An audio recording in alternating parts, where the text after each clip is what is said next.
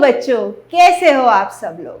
Welcome to Eduvibe, the vibe of smart education. Eduvibe वो platform है जिसकी help से आप अपनी लर्निंग को और इंटरेक्टिव और मज़ेदार बना सकते हो, ताकि लर्निंग सिर्फ बोरिंग टेक्स्ट बुक लेसन्स न लगे, बल्कि कुछ ऐसा लगे जो आप अपनी रियल लाइफ में इम्प्लीमेंट भी कर सको।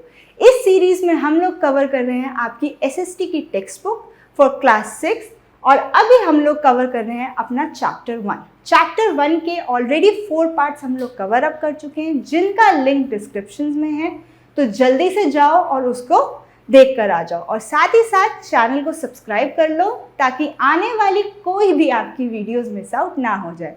और अब हम स्टार्ट करेंगे अपना part 5 of chapter 1, locating places on earth. अब इस स्लाइड में आपको कई सारे सिंबल्स दिख रहे होंगे जो कि प्रीसेट हैं by the government of India. Like for example, railway line के लिए ये सिंबल हैं, ये 3 सिंबल्स हैं। फर्स्ट वाला सिंबल इज ब्रॉड गॉज, यानी थोड़ी सी ब्रॉड लाइंस हैं। फिर ये मीटर्ड है, थोड़ी सी नैरो हो गई हैं। And then we also have a railway station. RS stands for railway station.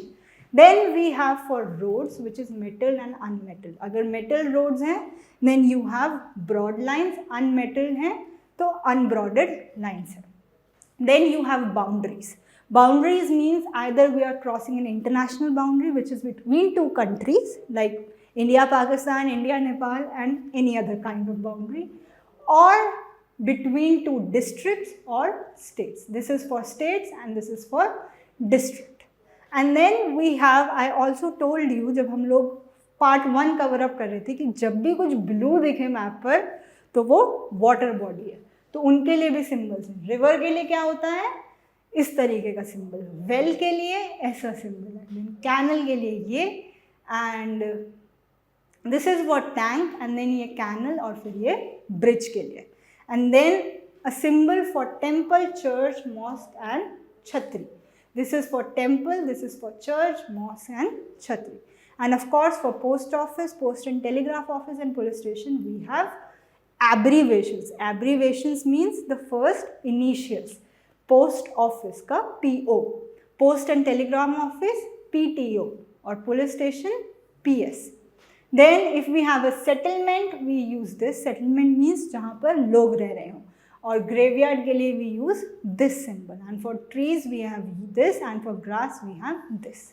सो इसी तरीके से हमारे कुछ स्टैंडर्डाइज सिंबल्स हैं जो कि चल रहे हैं और जिनको हम यूज़ कर सकते हैं अपनी लाइफ में जब भी हम लोग मैप क्रिएट कर रहे हो। और सिर्फ क्रिएट ही नहीं कर रहे हो, जब हम मैप को पढ़ भी रहे हो तब हमें ये सिंबल्स बहुत हेल्पफुल करते हैं, कि अगर आपको ये सिंबल मिल जाए तो you know that this means there is a temple ahead. तो इसीलिए सिंबल्स का यूज़ मैप में बहुत किया जाता है। तो अब आते हैं mapping the earth. Mapping the earth मतलब अर्थ का मैप बनाना। तो mapping the earth is a very difficult process, क्योंकि आप इतनी आसानी से तो पूरी अर्थ का मैप नहीं कर सकते। So it's a very difficult because our planet is not a flat surface. हमारा फ्लैट सरफेस तो नहीं है ना, it's not a square, it's a sphere. तो इसको मैप करना is a very difficult task, but we have done that. It is nearly has the shape of a sphere. Nearly का मतलब क्या हुआ, it is not a complete sphere. और complete sphere क्यों नहीं है, क्योंकि जो इसके पोल्स हैं, हमारे 2 पोल्स होते हैं, नॉर्थ पोल और साउथ पोल, ये दोनों इस पोल पे आके फ्लैटेंड है। ठीक है, it is not in a circular manner but it's in a flat way. ठीक है, however in practice we will consider it to be spherical, but we still say that it's spherical. और इसलिए करते हैं because it can help you in easily understanding it. So representing a sphere accurately on a flat sheet of paper is not possible, क्योंकि आप sphere को एक sheet of paper जो कि rectangle या square way में है उसको नहीं represent कर सकते। So to understand why, peel an orange in such a way that you have just 3 or 4 large pieces of the skin, then try and flatten them on the table. You will see that you cannot do that without tearing the edges. इसका example क्या है, आप एक orange लो, उसको पील करो, और पील करने के बाद जो उसके पील्स हैं उनको आप फ्लैट सर्फेस पे बिठाने की कोशिश करो। बैठेंगे? नहीं बैठेंगे।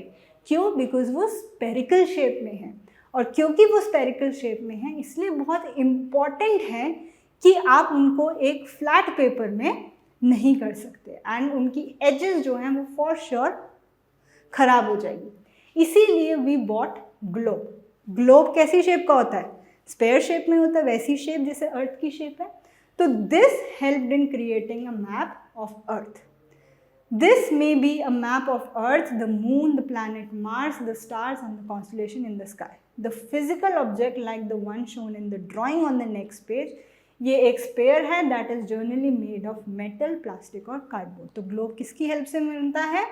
मेटल की हेल्प से, प्लास्टिक की हेल्प से या कार्डबोर्ड की हेल्प से। बट ग्लोब भी ग्लोब कब होगा? जब उसके ऊपर क्या होंगे? जो भी हमारी लोकेशंस हैं अर्थ पे वो सारी लोकेशंस होंगी, क्योंकि उन लोकेशंस के अलावा बिना तो वो ग्लोब होगा ही नहीं। फिर तो कोई भी स्पेयर हो जाएगा, आइदर वो स्पेयर किसका हो, मून का हो जाए, मार्स का हो जाए, स्टार्स का हो जाए या कॉन्स्टेलेशंस का हो जाए। So this is very important to understand कि जो ग्लोब होना चाहिए वो एक करेक्ट मैनर में भी होना चाहिए। तो here we will study the globe representing the earth geography. ये जो आपको पिक्चर दिख रही है, इस पिक्चर में जो ये फिगर है दिस इज योर ग्लोब। और ग्लोब की हेल्प से हमें क्या पता चलता है? अर्थ की ज्योग्राफी। ज्योग्राफी मतलब अर्थ की लोकेशंस के बारे में, कौन सी जगह अर्थ पे कहाँ है, कौन सी वाटर बॉडी कहाँ है, या कोई भी चीज़ अर्थ पर कहाँ पर है। Because the globe and the earth have the same spherical shape, a globe will better represent the geography of the earth. और मैप से बेटर ग्लोब पे हो सकता है क्योंकि वो अर्थ की शेप का है ना। और कोई चीज़ जब आपको किसी शेप में मिल जाए तो आप उसको बेटर समझ पाते। तो अब हम एक्सप्लोर करेंगे कुछ फीचर्स ग्लोब के। पहला फीचर क्या है? कोऑर्डिनेट्स। ये कोऑर्डिनेट्स वर्ड्स पहले भी आया था ना पार्ट 1 में जब हमने कवर अप करा था। तो कोऑर्डिनेट होते क्या हैं अब हम समझते हैं। Imagine a big market in a city और अ टाउन। इमेजिन करो एक बहुत बड़ी मार्केट है with neat rows of shop all at same size. ठीक है, तो एक मार्केट है जिसमें कई सारी शॉप हैं ऑफ सेम साइज। ठीक है, अब आपको अपने फ्रेंड से मिलना है एट अ स्टेशनरी शॉप उस मार्केट में। But your friend does not know where the shop is. लेकिन आपके फ्रेंड को तो नहीं पता वो स्टेशनरी शॉप क्या है। सपोज वो स्टेशनरी शॉप ये है, तो अब उसको कैसे पता चलेगा? आप उसको क्या डायरेक्शन दोगे? आप उसको बोलोगे meet me at 6 PM at the 7th shop in the 5th row from the entrance. तो आप क्या कहोगे कि एंट्रेंस से घुसना, उसके बाद वहाँ पे कई सारी रोज हैं, उस रो में से जो 5th रो होगी, जैसे ये वाली आपकी 5th रो है, उस 5th रो में जो 7th शॉप होगी वहाँ पर आप मुझे मिलोगे। तो आपने उसको क्या दिया? एक प्रिसाइज लोकेशन प्रोवाइड करी कि कहाँ पर वो आपको आकर मिले। उसी तरीके से एक चेस बोर्ड पे आते हैं। चेस बोर्ड क्या होता है? जिस पे हम कौन सा गेम खेलते हैं? चेस का गेम। तो चेस बोर्ड में आपने देखा होगा कुछ इस तरीके से आपको चेस बोर्ड दिखता है। और हम कैसे रिकॉर्ड करते हैं अपने मूव्स को? उसके अंदर लेटर्स लिखे होते हैं A to H जो कि आपको हॉरिजॉन्टल दिखाते हैं, और 1 to 8 जो कि आपको वर्टिकल दिखाते हैं। तो हम क्या करते हैं? हम लोग लेटर्स को प्लेस करते हैं along side with the main pieces जो कि A to H and numbers from 1 to 8 between the 2 sides. और उसके बाद सिस्टम वर्क करता है, मूव करता है हर एक पीस को अकॉर्डिंगली जो भी उनका प्ले होता है। ठीक है, here the white side has just open the game by moving the queen's pawn 2 squares forward. अगर आप यहाँ देखो वाइट साइड ने क्या करा है? 2 स्क्वायर्स मूव करा है पॉन को। ठीक है, जो कि एक वेरी कॉमन ओपनिंग होती है। तो चेस में ये बहुत इंटरेस्टिंग ओपनिंग होती है। मोस्टली हम लोग पॉन से ओपन ही करते हैं, इसको हम कहते हैं पॉन। तो the pawn is set to have move from D2 to D4। तो वो कहाँ मूव करा है? D से मूव करा ना, D की 2 पोजिशन पे था वो, राइट? D और 2, और वो अब कहाँ मूव कर गया? D की ही पोजिशन पे है, लेकिन कौन सी लोकेशन हो गई है? 4, D4।